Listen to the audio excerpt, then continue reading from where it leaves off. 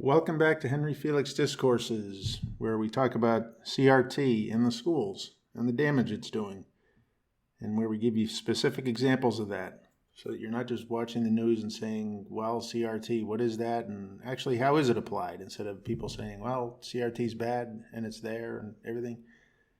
Here you'll have some specifics and really see how it plays out, at least in part, through many different examples in many different forms. Right now we're talking about Winsor. And today it will be performing arts. And last time we talked about visual arts, and if you thought that was a little weird, boy, does performing arts deliver. Now, just to review, if you want to look at their publication that I'm using, you go to Winsor School, look that up online, click on that. Here's their homepage. Up here is the menu.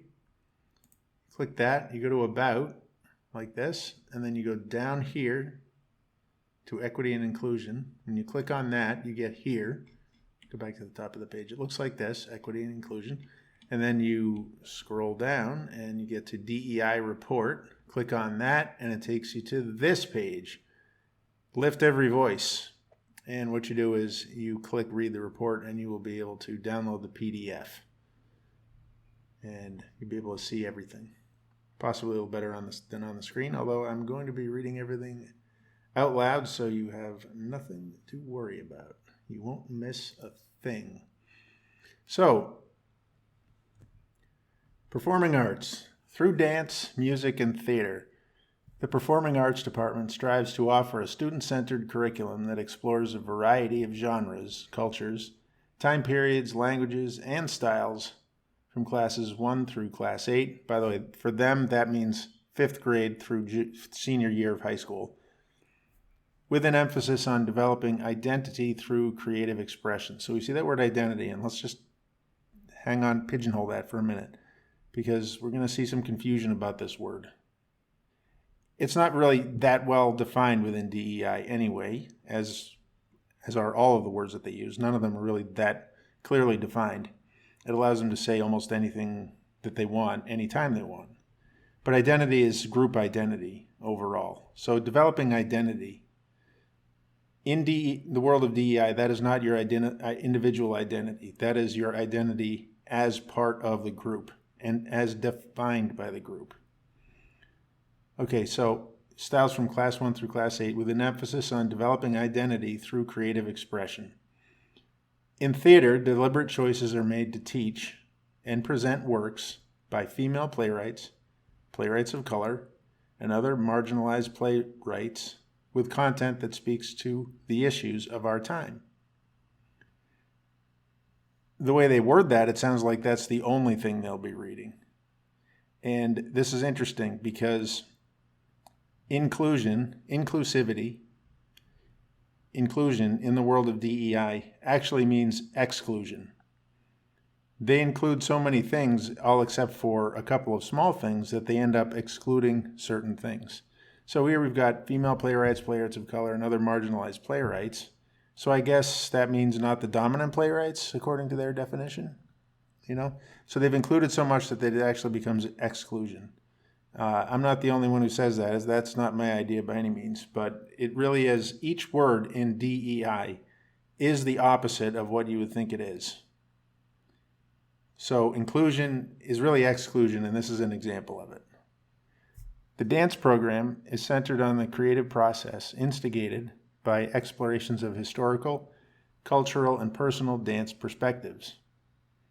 This approach empowers individuality. Okay, here's that word, individuality. We'll be coming back to that in a second. And cultural identity while building an inclusive community. So it seems like they want to cover everything. It empowers individuality. Well, art should empower your individuality. It should be an act of individual self-expression. I think that's the number one thing that art is supposed to be. So they say that, but I'm not sure they really know what that means, not in DEI.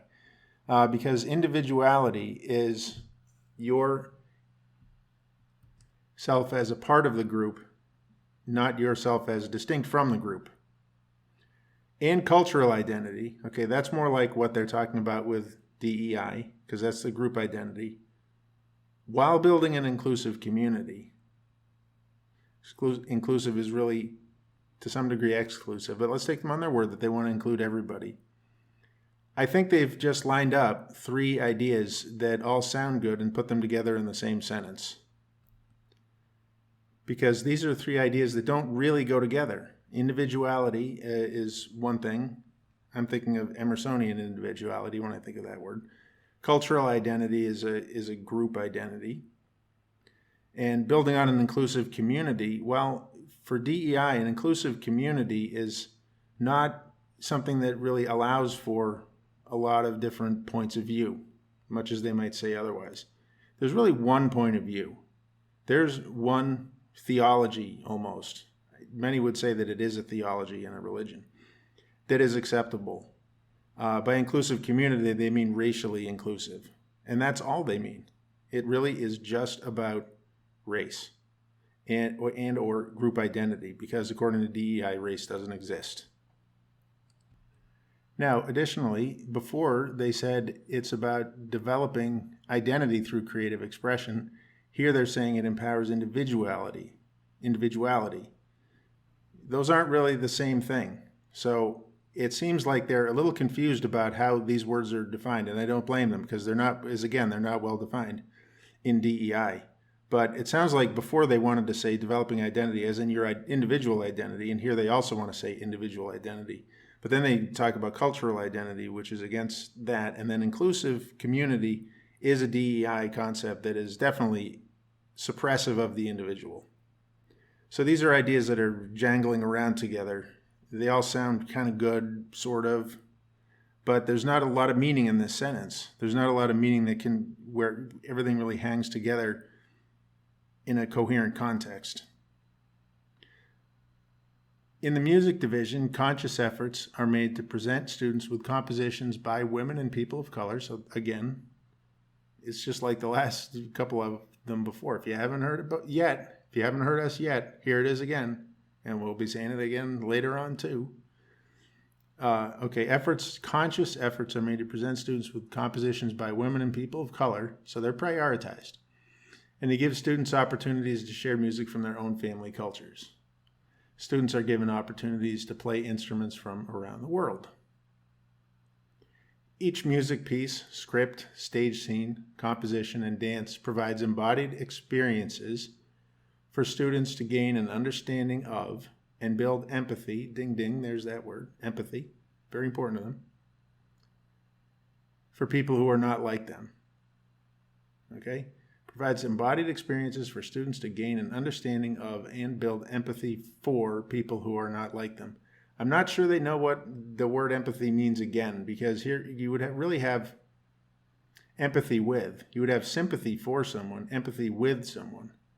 And those are 2 different words, as we've discussed before. Sympathy is feeling bad for someone, but empathy is feeling along with them, as in you're having precisely the same emotions, presumably because you have experienced something like that before. To me, it's not possible to experience empathy with a culture that is not your own. You can get in tune with it, you can learn about it, but I think empathy is just pushing it. I think that's too strong of a word. But in this competition, in this in-group competition, to be the most virtuous, people always want to jump past sympathy and say, no, we are empathetic, not just sympathetic, because empathy is better. So it's just sort of like a more is better attitude here. I find of all the pieces in this pamphlet describing the philosophies of the classes, this one is the least coherent. I think the person is struggling, or whoever the group or whoever wrote this is struggling a little bit either with fitting DEI in or understanding it or expressing it in a way that makes sense. I think they're a little bit lost. And that may be because they're really about the actual art and not the politics of it. And so that doesn't make sense to them completely. But it also may be something else. And, it is here in black and white. They have embraced it. They could have taken a choice like the math and athletics departments, where they kind of stiff-arm this and don't really give it any ground. But this is a full embrace of it. Now, this is where it really hits home. Finally, the teachers in the performing arts share a DEI Ally Pact with our students at the beginning of every course that expresses our commitment to see each student as an individual, and I don't think they know what that means again, and to be held accountable for actions that do not convey our respect for them. So this is that word accountable came up before, where it can be a fearful word for a student. Here they're talking about holding the teachers accountable. That goes along with the idea of bringing teachers and students into an equal relationship. And that's a little bit of a separate issue, whether you want that. That's definitely part of CRT and DEI and critical thinking and generally the Marxist concept overall. But they are talking about holding themselves responsible to show respect for the students, which is great. I mean, teachers do well when they respect students. There's nothing better you can do as a teacher than show respect for students. They will show it back. And it's the right thing to do, and it models good behavior, and there's everything good about it. But let's just go back to this again. Finally, the teachers in the performing arts share a DEI Ally Pact with our students at the beginning of every course that expresses our commitment to see each student as an individual. So I'm slightly unclear about whether this is a pact for everyone or for just the teachers. If we read it really closely, it sounds like it's really technically just for the teachers. But when you have a pact like that, there's certainly an implication that the students are joining in on that pact. And sometimes there is an expectation where the student really can't say no. I'd be interested to see if a student really would be comfortable saying, well, I reject your DEI Ally Pact because I'd rather be an individual, and I don't need that, and I don't want that to be part of who I am or how you see me. I don't want the lens that you're looking at me through. I don't want to be seen as part of a group. I'd like to be seen just as myself. I wonder how that would really work. But anyway, there's an Ally Pact that they share at the beginning of every course. So what they've done by doing that at the beginning of every course, certainly, they don't say every class, but every course, they're definitely putting a very political and a very strongly social agenda on top of the art, the same way visual arts did, but seeming to me more strongly that there is a theme here, and it's put in terms of respecting people as individuals or maybe as part of a group or something. I'm not sure they really know, but they're saying this is our agenda. Everything fits this agenda. We're here. We're talking about women, BIPOC, and marginalized communities, and I think we have the same kind of effect if this is the tone and tenor of an arts department of actually confining people. I think that is just the sort of thing Michelangelo was complaining about, that you have, if you've got a pseudo religion like this that is the theme and that everything is going to be fitting into that theme, well, your choices are very limited all of a sudden. It's not so much of an exploration. So that's my observation on that. And we have to go what's on the page, and that's what's on the page. So in the big picture here, this is an example of how CRT really is there, and it's an example of how it is being implemented through DEI, and it's being implemented in very specific ways and very strongly. So it's definitely there, and that it has a detrimental impact on learning and on self-expression. So anyway, I hope you enjoyed the lecture.